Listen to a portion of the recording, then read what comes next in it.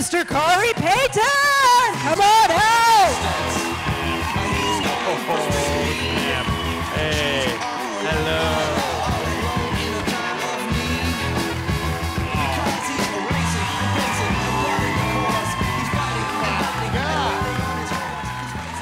I like the cake. Good to see This is you. a little hype music. I haven't heard cake in a while. That That's is- nice. Thank you for that. Ozzy Dave bringing it with the hype music. I love it. How are you guys? How you doing? We're good. We're good. You guys sound like 100 million people. Thank you. That's Oh what my I'm talking about. Whoa, wow. Such energy, man. I'm here for it. So speaking of music, Kate, you said you hadn't heard Cake in ages. Do we coordinate our shirts and say what band are we wearing today? How's this go? No. No. Yeah, I guess I do normally have like a uniform at these things, and I wear one of three shirts. It's usually a Misfits shirt, a Wu-Tang shirt, or some other random shirt. What about you? Yeah. Honestly, normally I keep it kind of simple and don't do anything. But I was raging the other day, and you know what I mean? Which album? I mean, it's Killing in the Name of, man. It's like, yeah, you know, I mean, that's my jam, you know. I was literally just in the mirror, just like, and you do what they told you. I'm not gonna do what they told you. I'm not gonna do what they told you. So yeah. So I just Do you have a threw it on. Zach De La Rocha impression? Say again? Do you have a Zach De La Rocha impression? I don't. Come on. Yeah. I'm sure you do. You? Oh, come on. That's All going right. to be the give back every time. Do you? What's your favorite line? Yeah, exactly. Can we get I mean, I can get drunk and climb on something and scream. Yeah. If that's the impression you're talking about, yes, I can do it. We had, and I'm not kidding, a celebrity guest a couple of years ago here who brought out a bottle of Chardonnay that he had stolen from somewhere and was like, let's drink on the set. And I was like, well, or on the stage, I was like, well, I guess if he says so, that's what we're going to do is drink while we're out here. It was a riot. But I didn't get drunk and I didn't climb on anything, so we're good. We're solid. Well, Can we you- get the yes. floor lights up just a little bit so we can see if folks are up at the microphone? I think it's still set for the video, so just a little bit of house lights. You've got, unfortunately, a wicked case of jet lag. You were just in Croatia? Yes, I was in Croatia. Who here has been to Croatia? Well, we can't see Oh, because we we're do going to have bring a the few house people. lights up Oh, there. wow. Great, yeah. Oh, A whole row of Croatoans. Did you guys go because of Game of Thrones? Be honest. No, just for fun. Okay, cool. Yeah, it's become, I think, my new favorite country, one of my new favorite countries in the world. That place is stunning. And I was in Dubrovnik and Split and Var, and I just got back like 2 hours. What time is it? Yeah, got back 2 hours ago. And it's amazing. You got to go. Croatia. It's very lovely. You got to go. Just for vacation to go see it, or now I'm Just- getting right up nosy? Just for funsies, yeah, as the kids say. Yeah. Love that. All right, so we've got people already lined up for questions. We'll go ahead and bring one over here. State your name and let me know your question, please. All right, my name's Chris, and I want to know, love you guys on the show, but Talking Dead, how much rehearsal goes into that, and how funny is Hardwick in real life? Oh, there's very little rehearsal that goes into it. But what's crazy with Chris Hardwick is how fast he I mean, he's like a motorboat. Is that weird? Wait, Is that weird? Chris, you're my motorboat. But I mean, to get all of the information that he has to get out so that we can talk at a normal pace, he talks like Speedy Gonzalez on crack cocaine. It's like the old car guy. Do you remember the little car guy who used to do that guy? The Micro Machines guy? Thank you. Yes. Yeah. And Amazing. his brain is like a supercomputer. He can call back. I mean, he really can just pull the most random throwback, thing from like an obscure Ecuadorian cartoon that you saw in the 70s. He'll be like, oh, yeah, remember that? You're like, I don't, but that's really funny. His brain is incredible. So, yeah, he's a very funny guy. Yeah, no, it's really kind of it's fun because they let you know what questions may or may not be asked on the show, and you give them kind of an idea of what you may say. And I never say what I tell them, and that to me is the most fun. I used to do stand-up, years ago, and the best part of stand-up to me is the few minutes that you kind of warm up the audience and you get to know them, and make fun of them a lot, and just, it's a lot of, kind of thinking on your feet. And for me, The Talking Dead is like, an hour of just, just on your feet. How can you screw Chris up? How can you're like Zig when you want to zag, and he always catches the ball. So it's fun. It's a lot of fun. Thank you. Great question. Over here? That was Hi. good, but yes or no questions from now on, please. Thank you. Could you? We'll get through all Or 430 multiple questions. choice. Multiple choice. You can give me choices between A through D. The answer's always 42. Yes, I'm going to mostly answer all of the above. Hi, how are you? Good, thank you. I'm Michael. I'm from Seattle, and you can answer this question however you want. B. But if we were to... Go Broncos. Thank you. If we were to find ourselves in the zombie apocalypse, which of your co-stars do you think would be the most prepared, or who would you reach out with to ally with to survive? You know what? Christian, I think would be, you know why? You know why? Because she's real high maintenance. And she'd be like, you better get your shit together because we're not gonna die here, buddy. It's not the one, it's not the thought that you would think, but if the apocalypse actually went down, Christian would get real serious real quick. That and Melissa. Melissa's already living in the apocalypse. She's already in the woods, afraid of all of you, and she's like, I am already prepared. So if I was answering honestly, Melissa. I could see that, but I also see Abraham, Michael Cudlitz.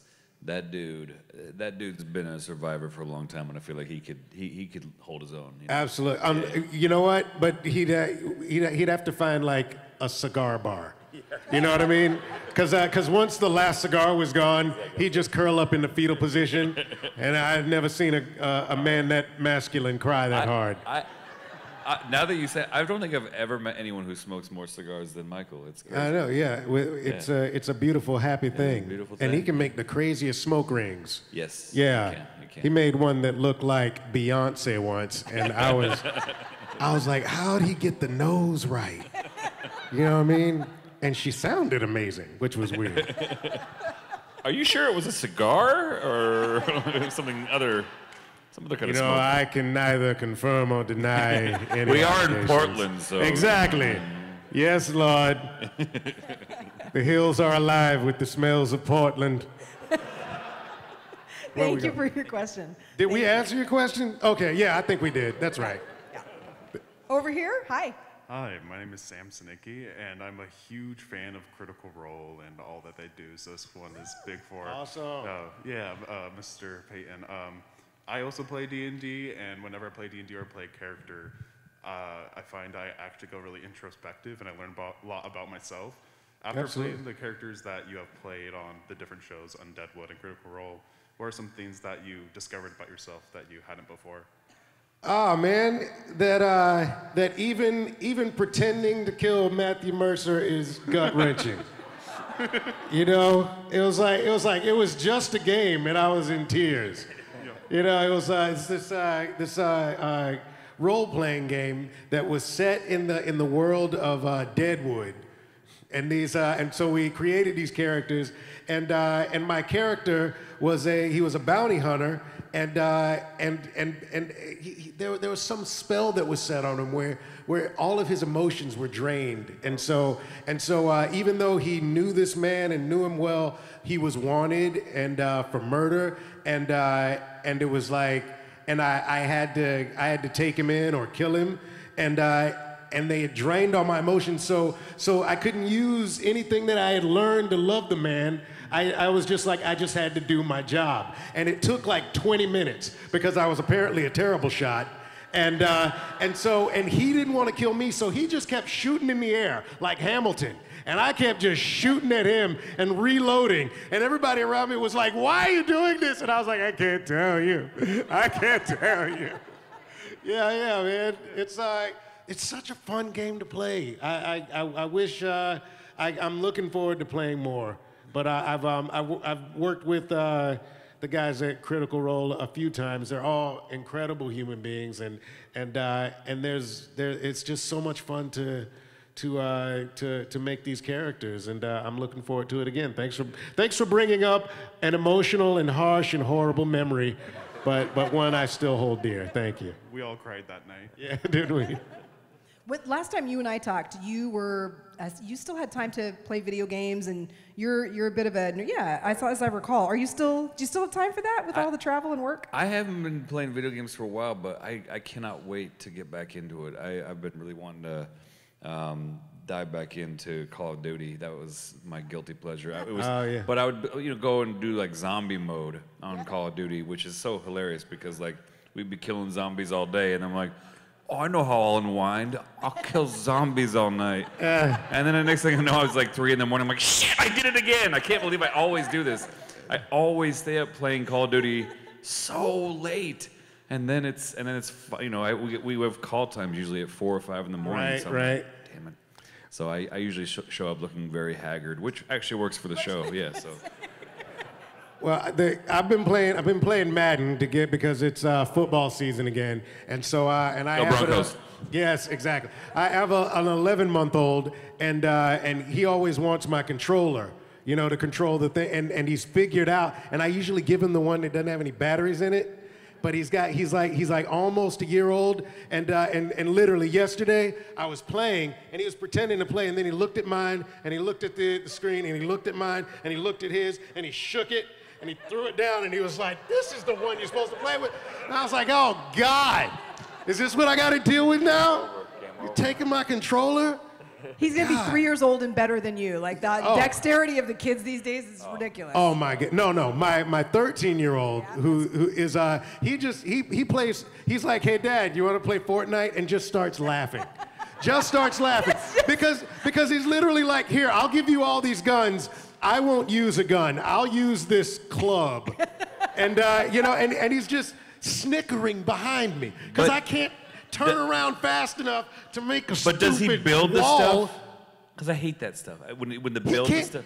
He builds so Nah, fast. see, I don't like that. It's a crazy, yeah. Just shoot. Stop building stuff. I'm like, I can't stand it. it How many doesn't matter. people play Fortnite here? Yeah, they're there. They're there. You build walls and stuff. You do this. You have to build walls, dude.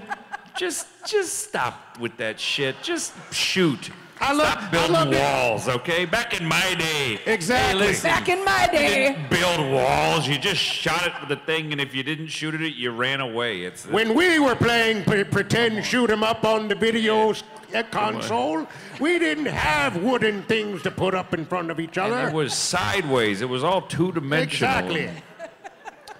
Remember, Your stupid pretend shoot 'em up is different from mine. who here remembers Atari? Oh yeah. Who here remembers Dude. Empire Strikes Back on Atari? Oh my God. That was a hell of a game. Anyway, that was Pitfall. my story. Yeah. Yeah. I love it. Question over here. Hi. Hello. Hi. Hi. Oh, hey. Hey. So I'm Riz. I'm from Seattle. Go Broncos. No, I'm not speaking to you about that. You stole our. Anyway. My question is for both of you. Since you both voice characters in Invincible, and both of you voice powerful characters outside of Invincible, Bad Ultron and Cyborg, if you had any particular superpowers that you could possess, what would it be and why? The easy answer is all of them. I would like all of the superpowers. Why pick just one? I'm a very omni-man sort of dude. You know what I mean? I would just like all of the powers, and if my kids, cross me, then I will just ram them through a subway station. That's that. You fault him, but the man's parenting skills. He is just he's committed. You know what I mean? He's committed to maiming his children. Yeah. He survived. His name was Invincible. He'll be fine. He'll be fine. You know what? I've always wanted the power of flight. Honestly, the power of flight. It's not a very good superpower, because really there's not much you can do with it, you know, except go up high. But my favorite, besides Spider-Man, my favorite like superhero growing up was Archangel. Was after the Morlocks like just tore into Angel and destroyed him, and then Apocalypse turned him into Archangel, and I was like, that dude's got tattoos all over his body. He's beautiful. I grew up with X-Men, the animated series. That was like my favorite show growing up as a kid. And Morph, he didn't live very long. But he was always my favorite, probably because I always wanted to do impressions as a kid. Wow, feedback, sorry. But I feel like Morph was the guy that was like, that would be a cool power to have, because whether it's Mystique or Morph, being able to shift into other people like a chameleon and just kind of, freak people out or learn what you need to learn, that would be a cool skill to have. Would I play Morph? In a heartbeat, I would love to. I thought Morph was one of the coolest characters on X-Men, and he was killed way too early, in my opinion. There you go. Yeah. Thank you. We Thank both you, would like to be characters who were just mangled or killed way too soon. Yeah. Basically. Oh well. No Wolverines here. Oh yeah. You mentioned that you sort of impressions maybe is what drew you to that. Are you still practicing impressions? These like new ones? Are you working on? Who are you working on right now? I'm trying to perfect my Donald Trump, okay? Because he has the most luxurious voice of all time, okay? It's a terrific, terrific voice, okay? No, I'm sorry. That's really good. Regardless, that is like if you close your eyes, I'm like, holy smokes. Thank you. No, it's just I didn't think I'd ever try to do his voice, and then I was sitting at home during the pandemic, and I think a lot of us were just watching the news 24/7 to figure out what the hell was going on. And I just was like watching him do his hand thing and do all this thing, and I was like, hey, and I was Mumbling to myself, and all of a sudden I was like, oh, there it is. There's the voice, and I don't know. But So your impressions are so incredible, dude. They're spot on. Thank I you. love it. Question over here. Hi, my name's Sydney. I'm from Phoenix, Arizona. And you guys have been on The Walking Dead for quite a while now. And I was just wondering, for your respective characters, what part of their character development and growth has been your favorite, or if there's been a favorite moment? Yeah. I mean, I feel like, it's weird. My favorite moment is like the most gut-wrenching moment.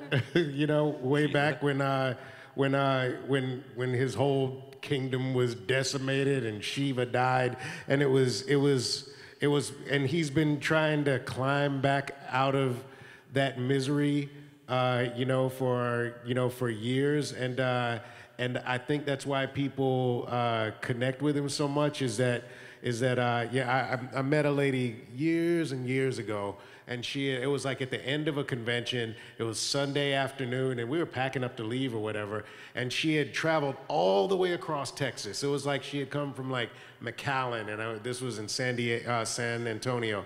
And she gave me a hug, and she just said, "It's just been so hard, and I see you guys fighting." And and to me, that's the defining thing of the show is that in all of this darkness, and pain or whatever, you see people fighting to like get out from under it, And no matter what you're going through, it's like the family that you're born with and the family that you find help get you through that shit. You know what I mean? And that moment where he seemed to have lost everything is how can it not be his defining moment? And he's been climbing out of it ever since. I think for me the thing I like the most is that he's gotten darker over the years, and that was something I was really pushing for a long time. I just felt like he was way too nice. He was just so diplomatic to his own detriment. Where even Rick, the first scene that you see with them, Rick punches him in the face. the Heapsters beat him up, the Saviors beat him up, everybody beats up Aaron, and he's like, that's okay, I'll just keep going. And you're like, no, that's not how real people are. You have a moment of, you're gonna snap, you know? And I talked to the showrunner Angela a few years ago, and I said, I gotta see this guy go a little darker, otherwise I'm gonna, you know, lose my shit. And she said, okay, yeah, I think that's a good idea, and we're thinking about maybe cutting your arm off. What do you think about that? And I was like, oh, yeah, that'll make him darker, I think, you know? Yeah. And that was the moment that the button down came off. Yeah. You know what I mean? He was like, no more J. Crew for Aaron. No, yeah. exactly. Yeah, he definitely went a darker road. And I think also just... no more parking squares. Sorry, jet lag. Adopting Gracie, you know, kind of odd circumstances when we kind of did the preemptive strike against the Saviors and killed her father. That was a mistake, maybe, but you got a cool baby out of it, you know? Yeah, you go. And I think just like having a daughter that he really wants to protect and shepherd and create a safe environment for her generation and everyone else, that's made him a much stronger fighter. And I love seeing that shift from the nice kind of dorky button-up guy we saw in season 5 to where we are now in season 11. God, 11, that's crazy. Yeah, it's crazy. Crazy. Season 11, baby. Shit. What about for you? So you're very welcome. You mentioned that he had a moment of that creative control. Did you have an opportunity to sort of flex that muscle yourself? Because some shows, just forget it. It's never going to happen, right? Yeah. Well, it's funny because there's so much going on. Sometimes it's hard to get your ideas in one way or the other. But I think if you pick your spots, and with Ezekiel, I told them that there was a point where he was supposed to die in the comics, and he didn't die. But then you know, at that point, you know, it's all fair game. Any script you pick up, it's like it could be your last, you know. And I told I just let him know that I didn't care if Ezekiel lived or died, but I was not going to be a party where he died depressed, died with I was like, there are too many people who use this character to be like, you know what, this is how you stay resilient in your life. And I was like, he may go down and he may die, but he's gonna go down fighting. And I was like, that's the only way that I'll do that. So, yeah. Question over here. Hi, my name's Carrie. I'm from Alaska. First of all, my friend wants to apologize to Ross because during the photo op, she thought her back was to Ross the entire time because she was focused on Kari. Oh, so it's okay. Don't apologize for that. He's a beautiful man. I understand.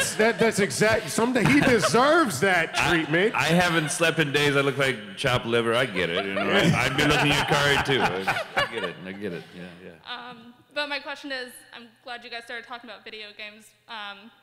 If you guys had the opportunity to play a video game character, like they make a video game, movie from a franchise, is there any character or video game franchise that you guys would want to be a part of? Portal 2. I want Portal 2.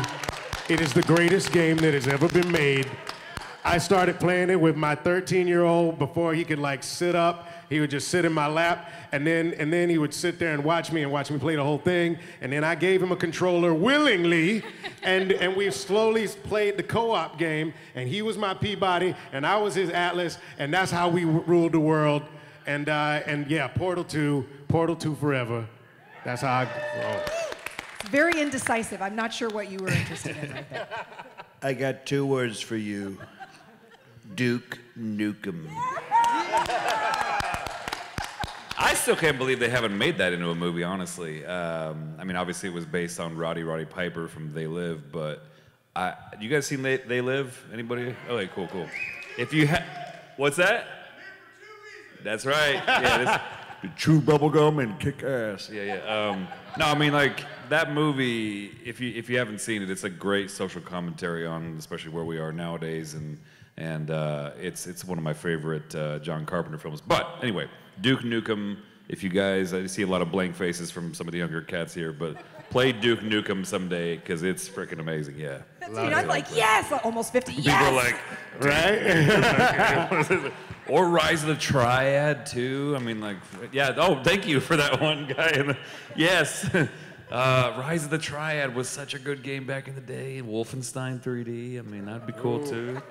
I don't feel like Doom has ever been really done just right. You know, I feel like Carl Urban's Doom was pretty cool, but I really want them to do like a fantastic Doom movie. That would be great. Yeah. Anyway, or Sweet. Quake. Quake would be good too. Yeah.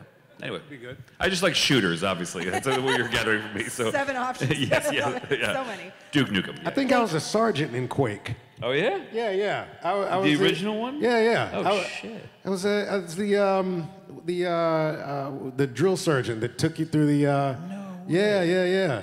Yeah, I screamed at you and told you where to shoot. Isn't that crazy? That's amazing. Yeah. I love that game. Cool. Question over here. Hi. Hi. So this is a question for both of you. Over the years of being in The Walking Dead, was there somebody who you just hated to see leave or die? That's not the question. I was like, what's the question? No, none here. No. Yes. No. Yes. Wait. What? Was my finger on? Has a mind of its own. I know how you feel. So that we hated to see go. Yeah. I mean. We love to watch them go, but Yeah. No, I mean, you hate to see all of them go. I've such great friends that I've lost along the way. There are a lot of guys that from the kingdom that I lost that are particularly poignant to me because for about 6 months we were hiding that all of us couldn't say who we were and what we were doing, and we recorded or shot our first episode, and then we did it was the second or third episode of the season, and then we didn't shoot another episode for like until episode 10, and so for all of that time between shooting the entire summer and into the fall, we couldn't say anything. We were hiding in Atlanta. I couldn't even tell my mom that I was working maybe an hour and a half away from my parents, and I told my dad because my dad's like a vault, but I didn't tell my mom because my mom will accidentally tell all your secrets. Okay. Literally, the most repeated thing my mom has ever said was, "Oh, I wasn't supposed to say that, was I?" I mean, literally, just don't tell my mom. Don't tell my mom. She's a lovely woman, beautiful woman. Do not tell her your secrets. So anyway, I was hiding in Atlanta for all this time, and it was like, just this little group of us, and so many. Carl, Carlos, and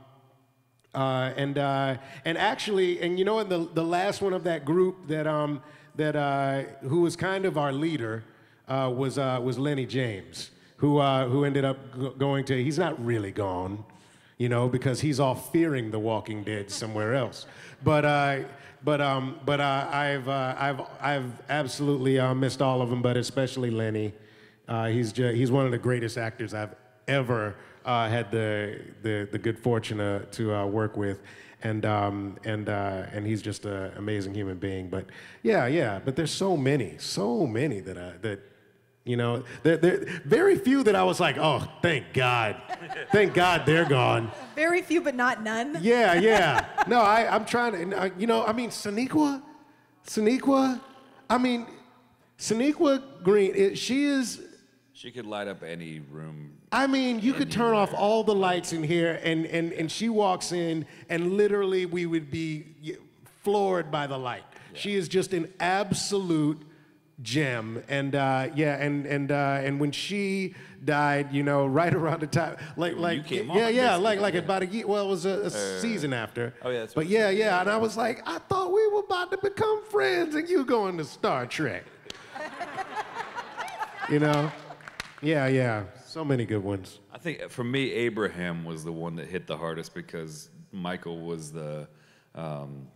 He hates when I say this, but I feel like he was like a second father to me that really kind of showed me the ropes of the business and also the business of The Walking Dead. Because, you know, I think a lot of us, I don't know what position you were in, but I was like in the worst situation in my career. I had like $100,000 of debt, had really just had some issues going on in my life, and to go from like negative money and like no career whatsoever to like being on this big show with, you know, so many eyeballs on it around the world. I wasn't ready for it at all. I was not prepared. And he really kind of sat me down and said, your life's about to change. You got to get prepared for that up here as well as here. And I really credit him with helping me through those rockier transitions, you know, because it is a transition. And he was a lovely, I talk about it, he is alive. He's a lovely guy. He's still alive. He's still very much with us. But Cudlitz is just, if you ever get a chance to meet him, he's just a sweetheart of a man and a really good dude. He's amazing. And funny because he actually, you know, Abraham died the episode before I came on. That's right. But he was hanging out on set with us to throw people off. He just was hanging out.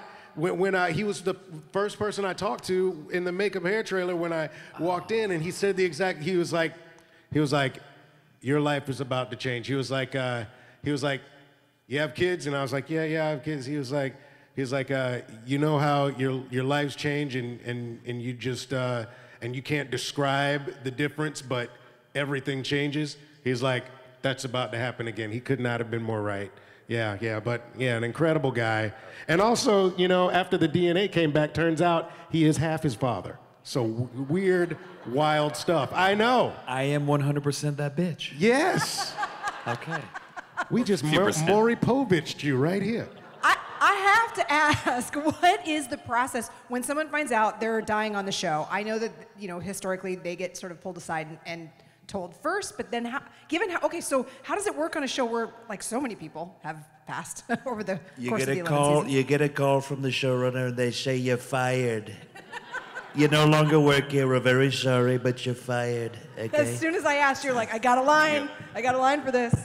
Yeah, I mean, from what I can tell, it always happens differently. You know, I mean, sometimes you get a heads up. Sometimes it's you know, you don't get much time because they're going back and forth whether they should or not. You know, should we kill him? Should we not? Should we kill him? Should we not? And then and so sometimes some poor people, you know, find out that they're gonna die right after they buy their house in Georgia, you know, and they just gotta sell it again. Yeah, so it seems like it's always different and it's weird. I tell you what though, the weirdest thing is having a relationship with the showrunners on The Walking Dead because you enjoy talking to them, but every time they call, you freak the fuck out because that's how you get, you know, it's like if it's Scott Gimple or Angela Kang and they're calling you, it's always freaking odd, man. But I always had I figured out a loophole for that. Oh, yeah? I never answered the phone. I always sent them to voicemail. That way they can't fire me. See? Yeah. There you go. That's how he survived this long. That's right. That's the only reason why. There you go. They're like, shit, we were going to fire him, but no, we can't. He won't answer the phone. He sent us a voicemail again. Damn it. Abraham dies. Question over here. Oh, sorry, over here. Apologize. Hi, my name's Gabe, and I was just wondering, what are some of your favorite parts on working on Invincible? Every part, man. That's. Who all seen Invincible here?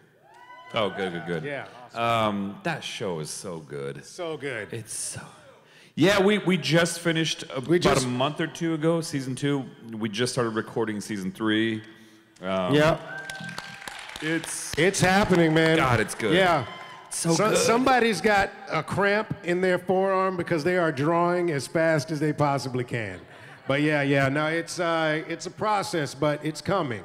It's coming, and thankfully, you guys, really supported, the show in season 1. So they greenlit 2 seasons, one after another. So I'm excited that that story is going to be told and keep moving forward. My favorite thing was I'm sorry, this dude's head getting cut off, and then I'm sorry, Just that part? That's freaking awesome. Wait, head getting cut off, and then zah. That is just sick. What a spoiler alert. Oh, my bad. It was, you know what? They might not be doing it in the TV show. They did it in the comic book. Yeah. Yeah, I'm sure it was. It's a little different. Yeah, it's still totally different than in the show. Yeah. In the show, his head stays on. It's a Pez dispenser. Exactly. It He's just goes just right like back. it's like yeah. He It's Game of Thrones. cuts off a portion, and he's just very positive. He's just always nodding. Yeah. That's the new. Let us never speak of this again.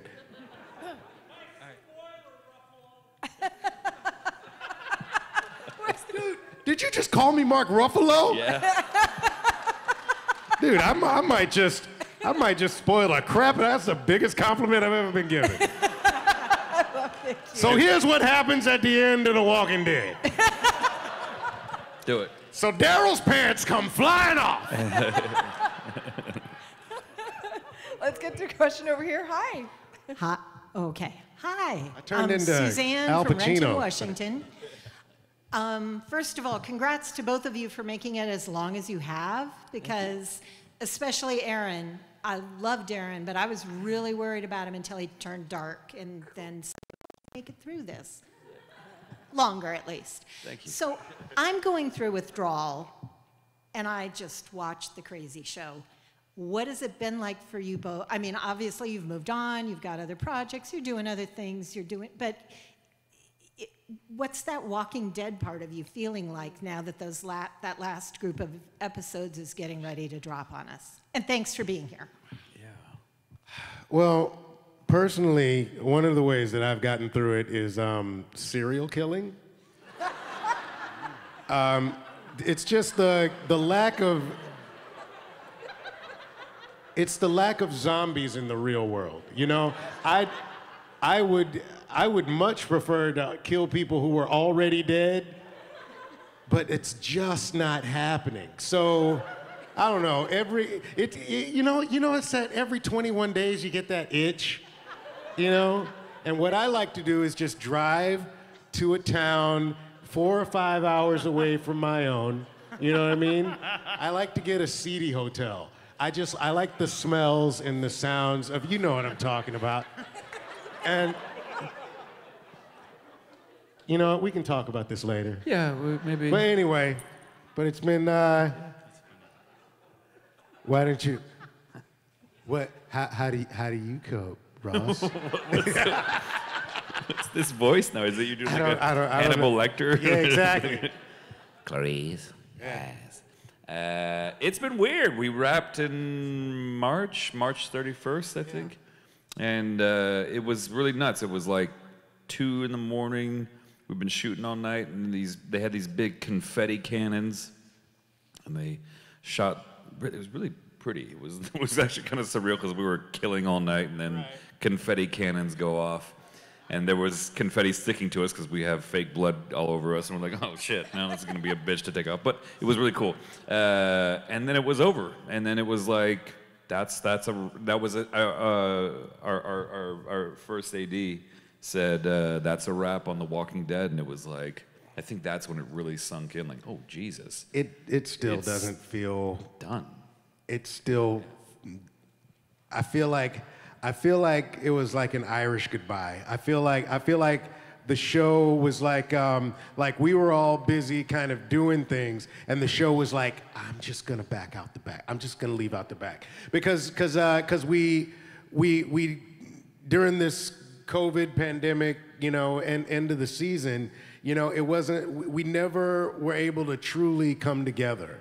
And so we only saw bits and pieces of each other. I mean, we never saw each other at all while we were shooting, maybe once or twice, even, you know, and so we haven't even thrown the party to say that, all right, it's you know, we're celebrating the end of this thing. Hopefully, when we come back for the last 8 episodes and you know, we finally kind of, you know, set the ship off, you know, toward Valhalla, you know, and light it on fire and do it upright.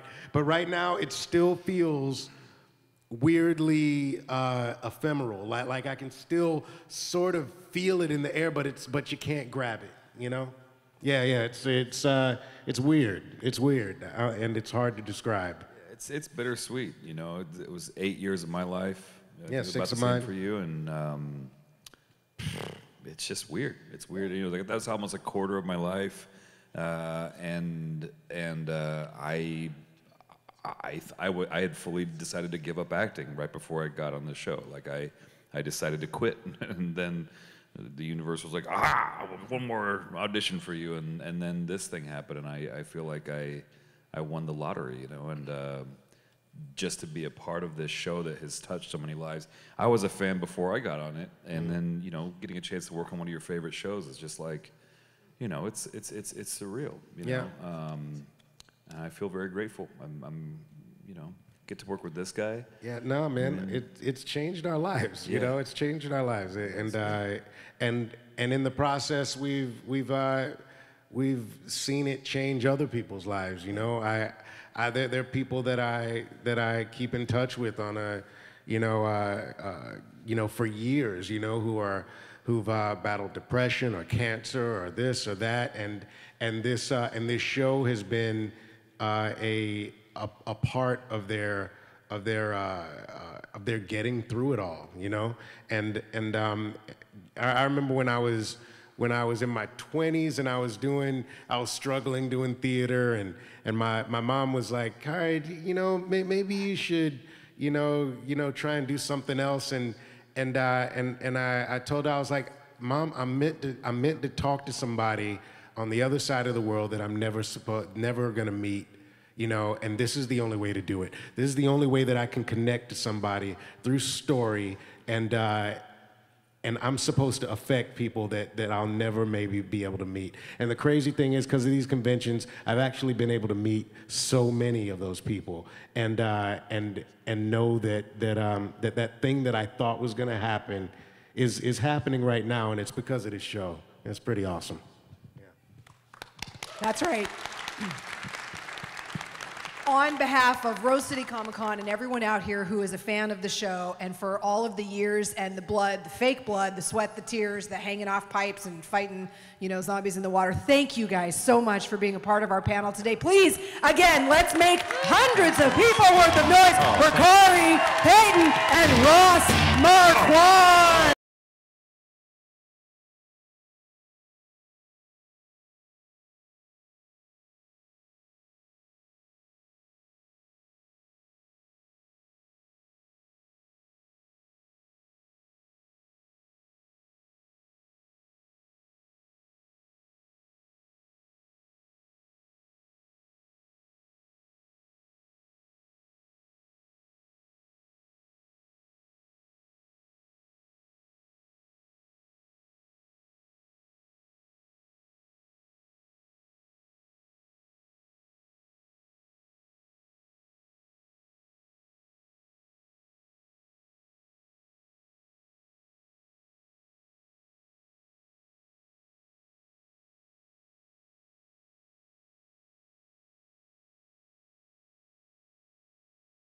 Rose City Comic Con.